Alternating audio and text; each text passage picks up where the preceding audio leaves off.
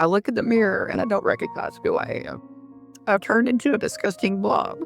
How did I go from a great life to just existing? I can't take another day of just sitting in this bed, looking at the same 3 or 4 walls. I need help because I want my life back. Oh, Hello and welcome back to the Creation Motivation Podcast.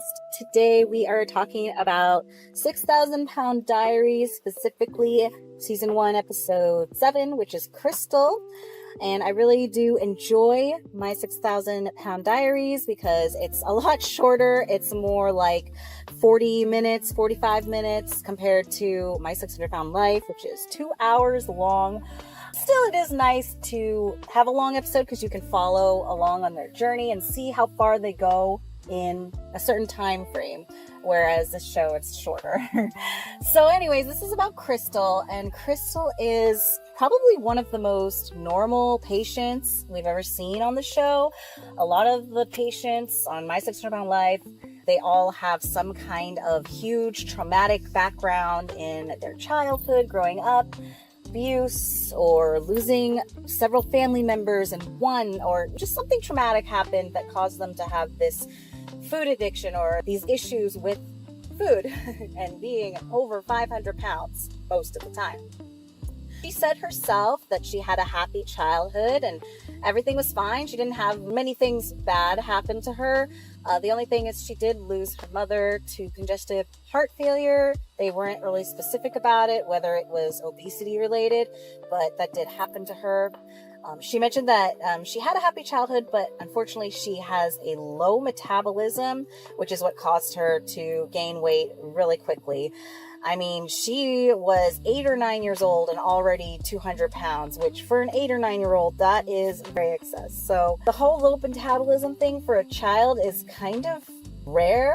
Like, it's kind of odd because most kids have a high metabolism and they want to be outside and they want to be running and jumping and playing all day. So it's kind of weird.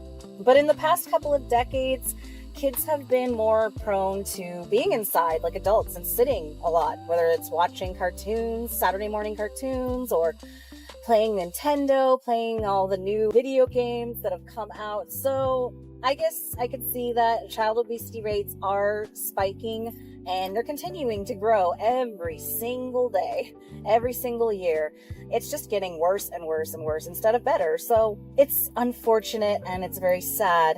And the worst part is that most of these patients on this show, they started off with childhood obesity. They started off gaining weight early. And the earlier you gain this weight, the more likely you're going to be severely, morbidly obese later in life. It's just a fact. So something's got to be done about this childhood obesity. It's just something that makes me so angry. But anyways, talking about Crystal. I tried getting help from doctors. They just said, stop eating, go exercise. There was one doctor that actually tried to help. It's been so long, over 20 years. But he referred me for gastric bypass surgery. And I got that and did start to lose, but that didn't last long. She is 48 years old.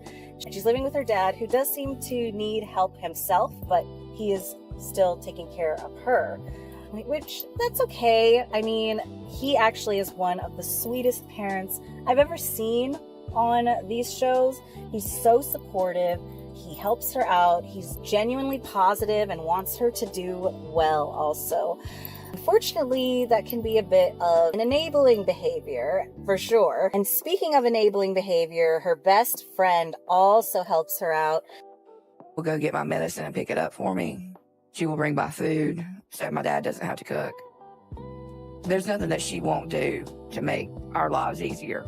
I've been Crystal's best friend for probably over 30-something years.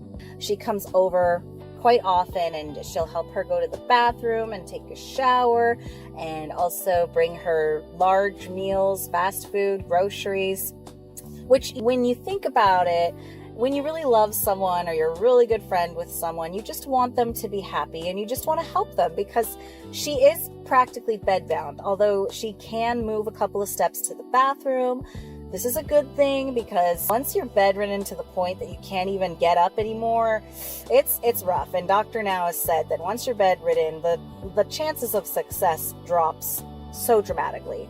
But she can walk a little bit to the bathroom and back, so there is hope for her. But her best friend comes and brings her food, and it is also enabling behavior. But like I said, when you care for someone, this is just something you do. This is something you want to do. You want to help them. You want to make them happy.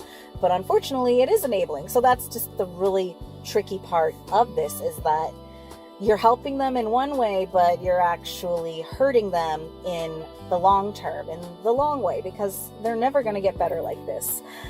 So she does decide to obviously go see Dr. Now. That's the whole point of the show.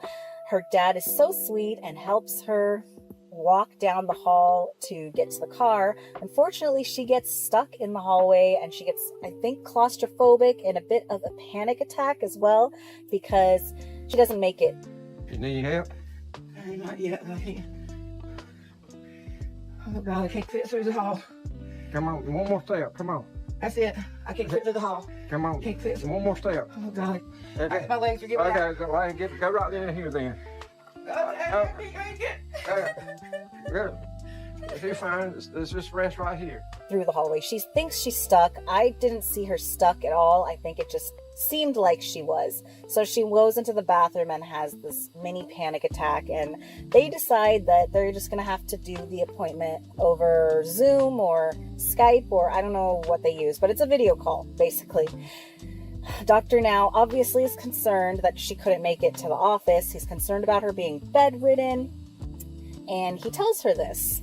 So Dr. Now gives her the goal. He doesn't even require her to lose weight or anything like that. He just asks that she become more mobile, that she walk more, and that she's able to build up her muscles again, because that bedridden thing, it can take over, and once your muscles stop moving, they don't want to move again. So it's a good idea that she gets mobile and she exercises a little bit and builds up the strength again. And he just asks that she's able to walk down the hall and sit with her dad and watch a game, a sports game, which is such a wholesome goal for sure. The other goal he gives her is that, of course, she has to attend therapy, because it's obvious she has some major food addiction issues. There's no traumatic event from childhood, but there is definitely something there that's causing her to overeat. She seems hesitant about this, and later on she does go to therapy, but she basically says nothing's wrong with her. She says that she's absolutely fine and she has no issues, and she gets really quiet, and the therapist tells her, I just need a little bit more from you, and I would like for you to come back with something more, just something, anything. So I have felt this way myself, as far as thinking nothing's wrong with me. Obviously, there is something wrong, because I've been a yo-yo dieter for a long, long time. I always tell myself, I know how to do it. I've lost weight before. I can do it again easily. Snap my fingers and it's fine. But that's obviously not true, because I can't maintain the weight loss. So I totally understand this. There's something happening with Crystal that's affecting her as well. I think it's probably like many people. There's loneliness. There's eating away your feelings, the numbness, making it numb, getting rid of the anger, the sadness, the isolation, and feeling like you are connecting in some way. So I totally get it. After this, she does meet her goal as far as watching the sports game with her dad. I can tell that I'm making progress, because when I get up, I feel a lot lighter. So I know I've lost a lot of weight. Ball game's on. You're looking good, sweetie. Come on there. You're doing good. There you go. Oh, I made it. Oh my God. I have some good strength. I built up, even though it still hurts my legs and my back. But that was a big moment for me. I was really happy about that. I thought that was so wholesome. She was able to walk out there and sit with him, and you could just see her dad was beaming. I mean, he is just so supportive. I've seen other parents on the show that just get so frustrated with their kids, because they do try to help them, but unfortunately, it just got to the point where they can no longer help them. They have to help themselves. They get out of control, and the best thing you can do is just give supportive love and affection and encouragement, positive encouragement, but also with a little tough love. But it's a slippery slope, because you can push your kids away by doing too much as well. But anyways, She meets her goal. She goes back to Dr. Now and they discuss surgery, of course, but unfortunately, she's already had gastric surgery back in, I think, 2002, around that time. And the chance of success with a second surgery is much, much lower than the first surgery. Dr. Now has some concerns. He wants to check it out with an endoscopy. She has a hernia as well. So this is just something doctors do to cover their bases and make sure everything is safe and everything is good to go when they do the actual big surgery. So kudos on him for checking that out. I'll take good care of you, okay? Okay. Yeah, thank you. All right, Crystal, you're gonna be fine. Okay. Okay, there's nothing to worry about. It's pathetic. You're gonna be asleep, and when you wake up, it's all over. Okay. No pain, no discomfort. You're gonna be just fine. Okay, thank you, Dr. Now. All right. They do the endoscopy and I don't know, she loses it. She has another anxiety attack. Unfortunately, anxiety can be very debilitating and it can feel like physical pain, like you're physically in danger and your brain is just giving all these warning symptoms and your heart is racing. And so she has this attack, but Dr. Now is very firm, but also gentle with her. And, he tells her, hey, I'm here. Everything's fine. You're going to be fine. It's just a standard procedure to check. It's not even the actual surgery, but he's very firm with her. He's like, everything's fine. You're okay. And she immediately calms down. This makes me think of my own kids. Sometimes they would have these crazy, I guess tantrums you could call it, but at the same time there's like anxiety mixed in and they get out of control with fear or sadness or rage, and you do have to be that reason, that sense of reason again for them, and you have to bring them back down and say, hey, calm down, everything's fine, you are fine, we're gonna get through this, hang in there. So I really appreciated Dr. Now for this. It seems like he's really cold in this moment, and some people would probably think that he's being mean to her, but he's being gentle and strong at the same time, because if you just let them get out of control, especially with an anxiety attack, it can just build up and get worse and worse and worse. And so it's really good to just shut it down. So I'm babbling again, I'm sorry, but unfortunately, with all of this effort they had, with everything they did, as time progressed, the appointment sort of stalled out. She stopped going to therapy. She stopped making progress. She didn't lose any weight. I know after she had met the goal of being more mobile, he gave her a goal of losing, I think it was like 60 pounds or some weight, and she didn't meet that. So at the end of the episode, which kind of shocked me, it didn't come out of nowhere, but I wasn't expecting it. Dr. Now basically tells her, we're just going in circles. If we continue, it's just going to be the same thing. You're not going to make progress in therapy. You're not making progress with your mobility. We're worried about you getting muscle atrophy and just being unable to move at all. And you're not losing weight, so we're never going to make progress towards you being approved for surgery.